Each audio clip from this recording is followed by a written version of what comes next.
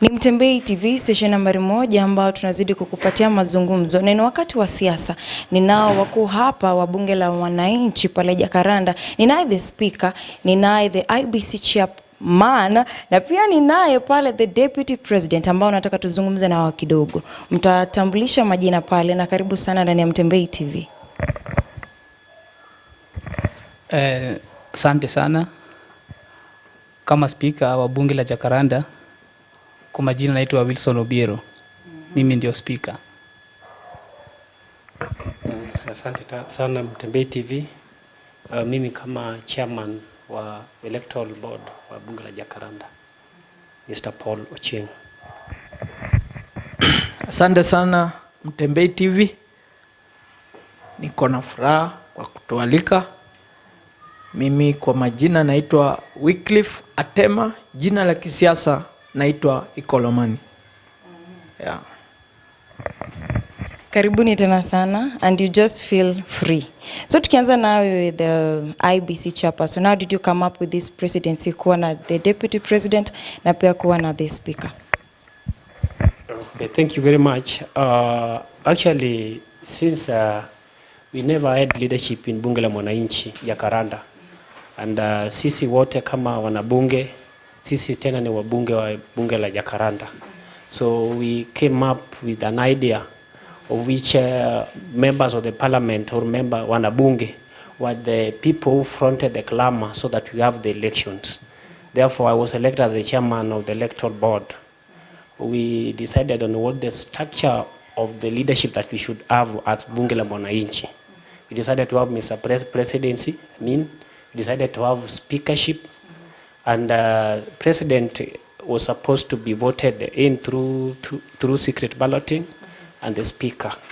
So the process was now open for any bunge la mwananchi member to vie, and so many people showed interest, especially in presidency, but most of them did not make to the ballot, and we actually applied the constitution to come up with the leadership eventually. In speakership, only one person showed interest and cleared with the electoral board, and he was declared to be the speaker. That is under Article 138 of our constitution. Yes, that is Honorable Wilson Obiero Nyango is here. Okay. Yes. And when they showed the interest, so the election was being done. Yes. Wakavotiwa wao. Yes. So tukiingia pale kwenye speaker, kwenye the deputy, acha tuanze kwanza na the deputy president. You are Aluya, right? Aluya. Na the president is Luo, right? So mnashirikiana vipi kwenye kikazi? Maana tulisikia kwamba kuna tribalism pale Jakaranda. Mnafanyaje kazi? Maana wewe ni Luya na the president is Luo.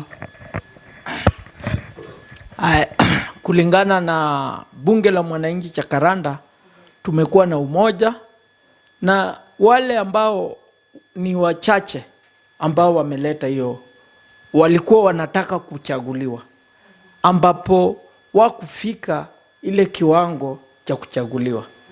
Lakini mimi nilipochaguliwa na nikawa vice president, hata wale walikuwa wametoka wamekuja wakaniambia, Ikolomani, tumekubali, tunataka tufanye kazi na wewe.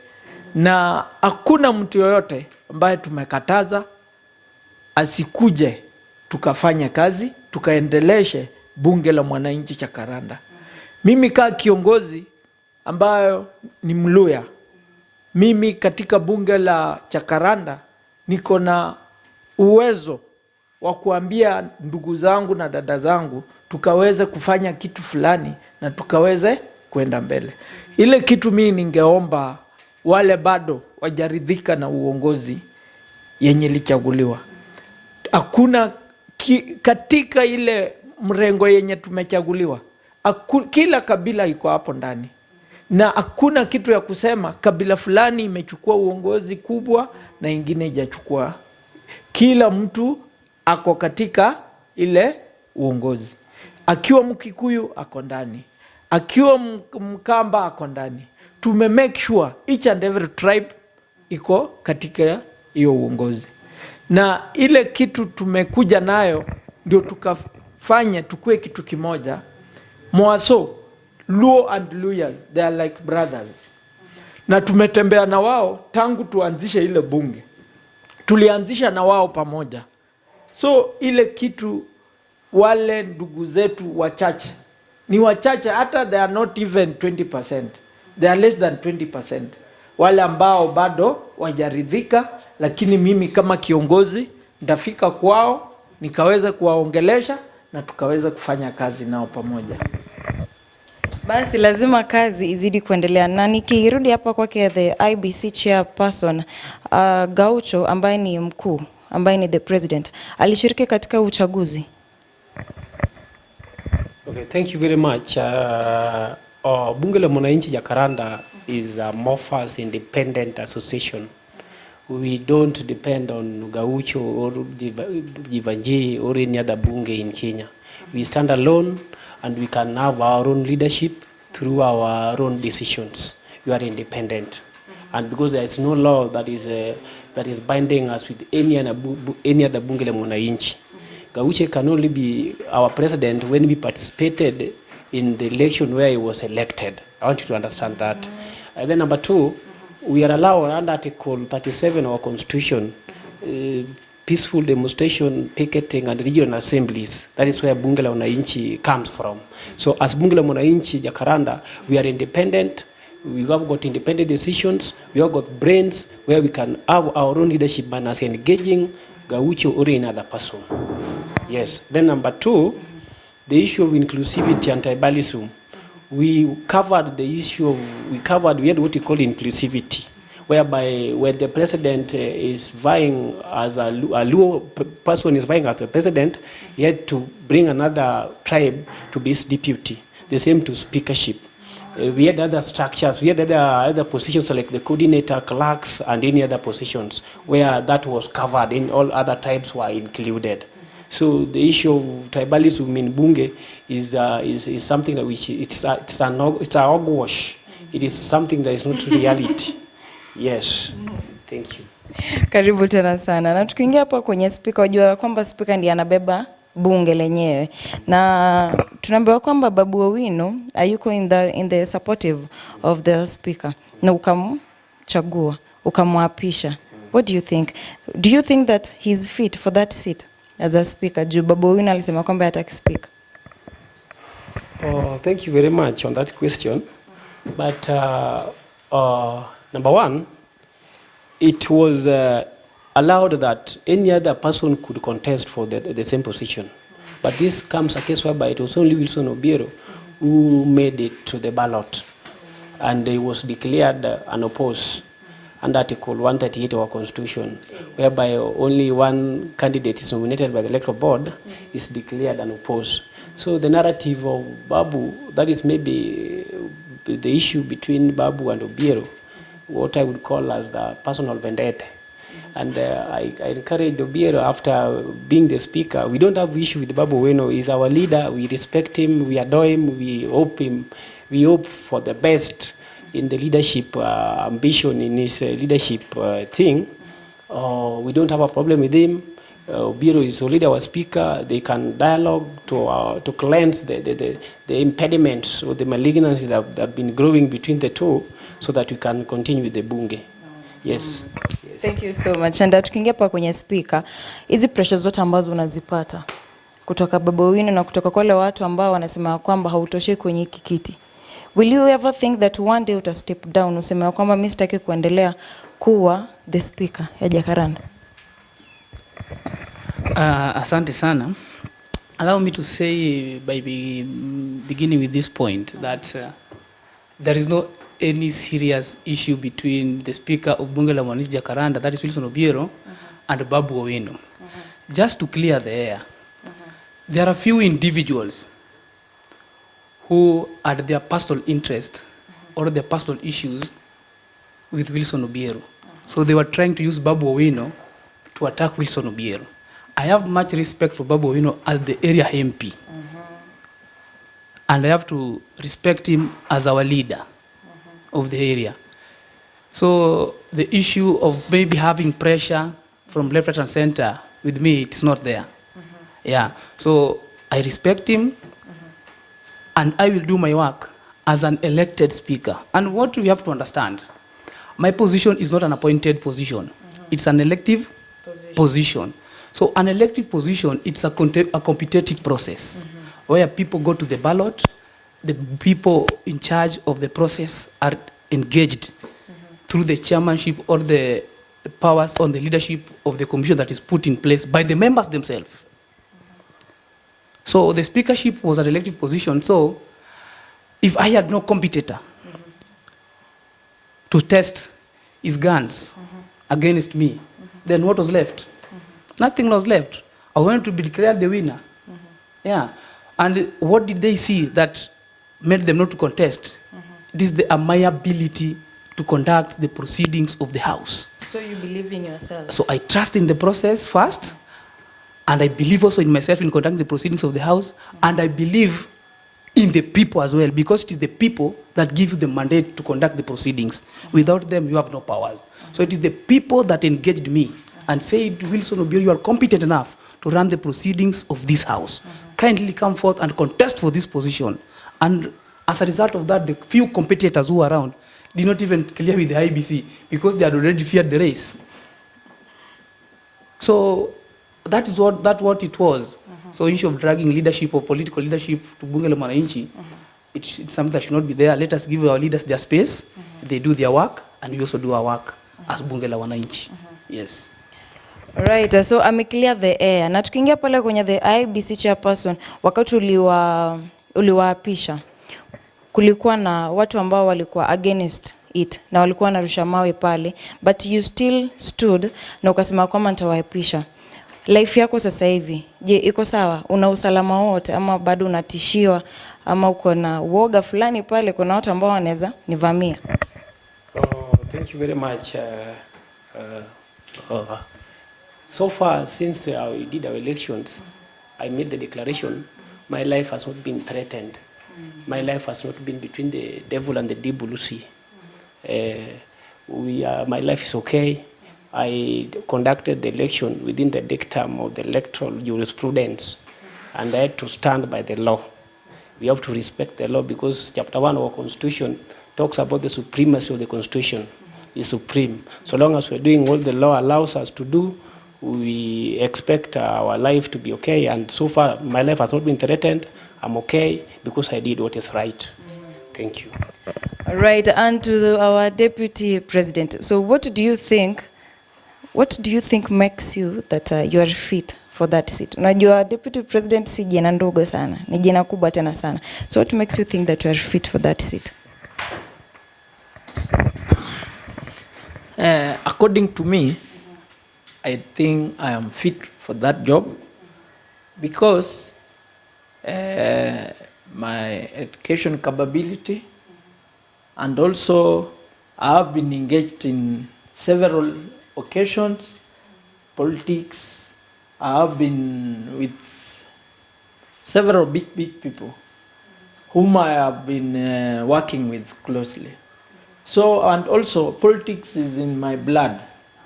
And that's why you see me, the way I'm talking now, I'm the youth leader, ANC Embakasi East, all of it.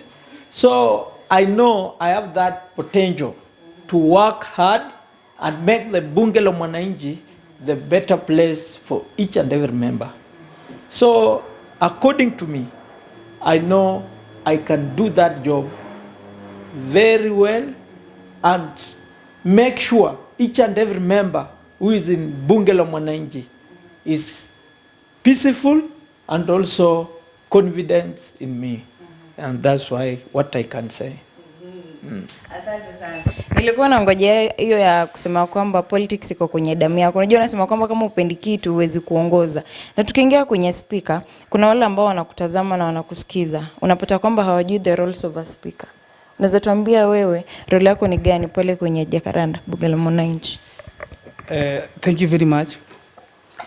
The major role of the speaker is basically the presiding officer of the proceedings of the bunge. That is actually the major role. Another role is to put order in the House, make sure that the proceedings are in order, the members are in order, and the language itself is in order. To make sure the businesses also in the House are flowing as far as the standing orders in the House are concerned. So those are basically the basic functions of the Speaker. And also, if I may add, to make rulings, there are some issues that needs a lot of wisdom, and that's why basically I'm elected to be a Speaker. You need to apply wisdom as opposed to knowledge when you want to execute functions of the Speaker. You may have the knowledge, but when you lack the wisdom, then you may lose the confidence from the members, and you may also lose the trust with the membership of the House. So when you're executing rulings, you have to use a lot of wisdom so that you continue uniting the House, because the element of impartiality is definitely with the Speaker. You are not supposed to take sides in the House. You're supposed to give direction based, and you're supposed to be persuaded by the opinion of the House, pegged basically in the standing orders, statutes, and the Constitution of Kenya itself. That's where we borrow our way of operations. Definitely that's what it is. All right. Yeah. So kile ambacho kinakulead ni confidence ambayo unayo.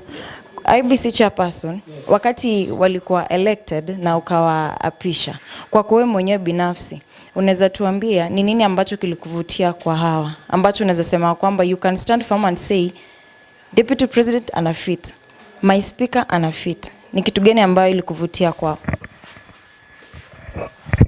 Okay, thank you very much. You know, as the chair number one, I need to be impartial, like you said.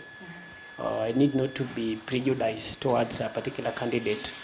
But all in all, I'm also a member of that bunge. I know the right persons who can lead. I know whoever can be trusted with the leadership of that bunge. Even somebody once said, that is Martin Luther King, darkness cannot drive out darkness. It is only light that can drive out darkness. So we know people who can stand for their light, who could actually change the lives of membership of that bunge la mwananchi. So far, Obiero himself had been into the bunge. We used to see how sometimes he could conduct the proceedings, and any other person at the same time.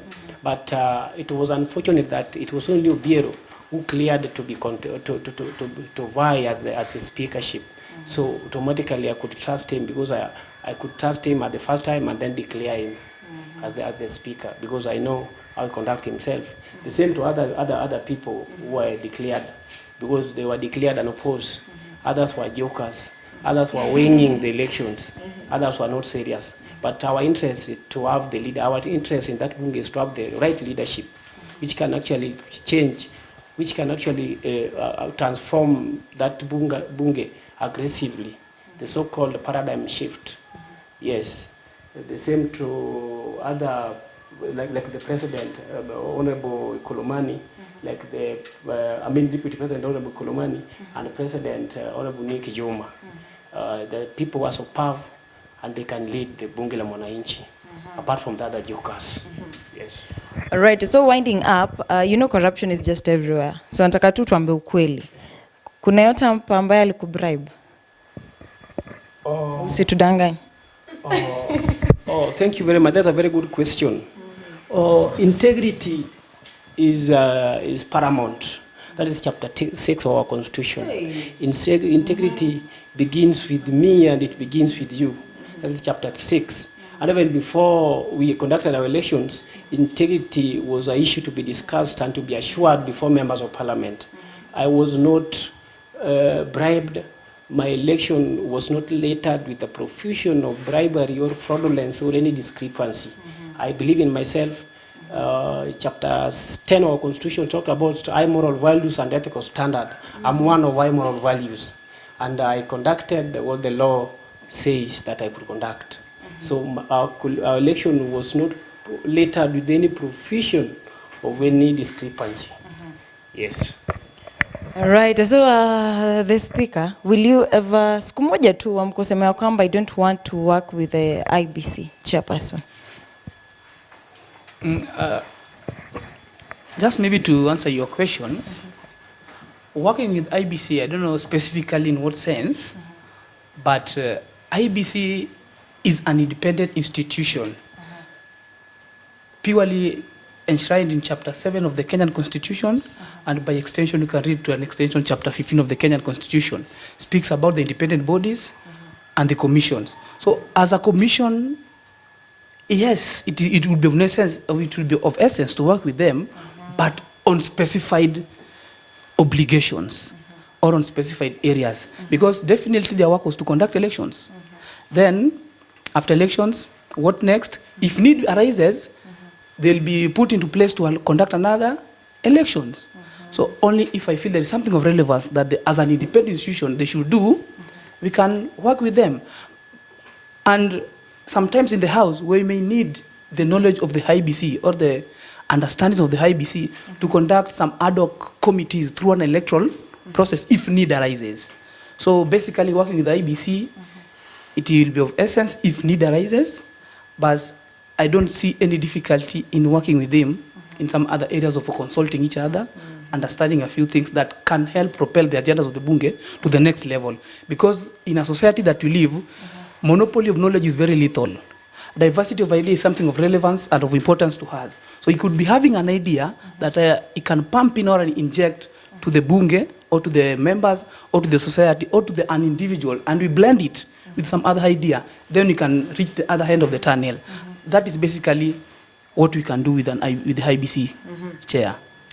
All right, so we're just winding up. Tukimalizia nataka tu muongeleshe bunge la mwananchi. Just a few words alafu tutamaliza. Tukianza na the deputy president.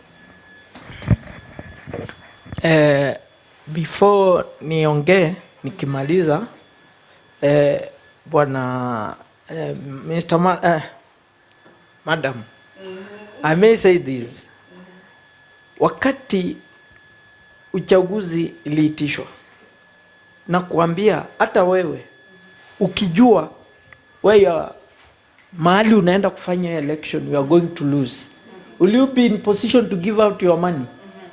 So that's why these people, they feared the team, my team, Obiero, Ikolomani and Nick. These people, they feared that team. And that's why they were reluctant even to pay the fee.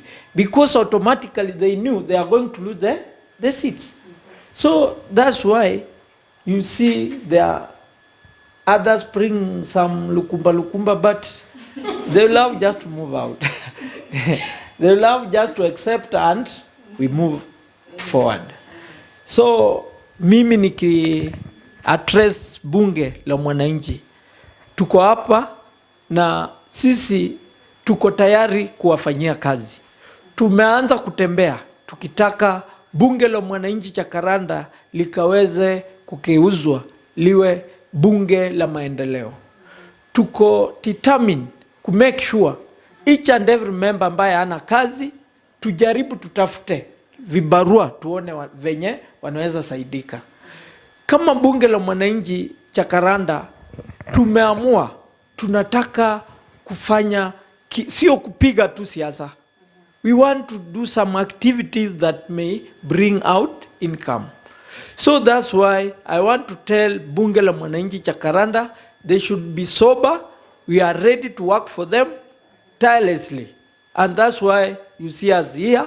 We want to make bunge la mwananchi not the way we found it, but we change it differently from the way we found it. Asante. Atamalizia tukikwanza kwa speaker. Lakini speaker, your deputy kwa wapi? Okay. Asante sana. My deputy hakuweza kufika. Mbona? He's engaged somewhere. Joseph Asamba. Joseph Asamba is the deputy of bunge la mwananchi Jakaranda. He's a bit engaged somewhere. So he could not manage to be with us today. Lakini unajua unafaa mnatembea pamoja. Kwa sababu ya shughuli za kikazi za kushikana, he was engaged. So he could not be with us here today.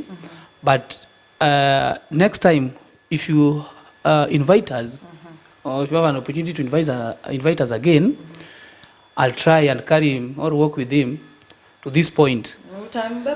So you see him, he addresses issues of bunge as the deputy speaker, and I think it will be of relevance to the team that has also arrived here today, to show that we are together, we are not tribalic, that this thing is skewed towards a given ethnic group, and that will be demonstrated very well in his presence as well. All right. Yes. Thank you very much, Madam. Number one, let me speak directly to wanabunge Jacaranda. The issue of the election wanabunge is now past tense, and so far we have got the leadership, and for the few persons who are shedding their crocodile tears, who are shedding their tears of melancholy, you need to come back. We know the pros and cons of the election result. Sometimes other factions can be dissatisfied. It is high time you change it and come back to bunge. For few people who are trying to rebel, such actions are a bit skewed towards the goodness of our welfare. The number two, we conducted our election. Ndugu yangu, kwani hizi app za loans natakaje ndio wanipe loan? Sasa nikuulize ndugu yangu, unataka kufanya nini yodo? Nataka ku expand business, nitaweka gari nyingine. Sasa bro, acha nikueleze, kuna app inaitwa VIP.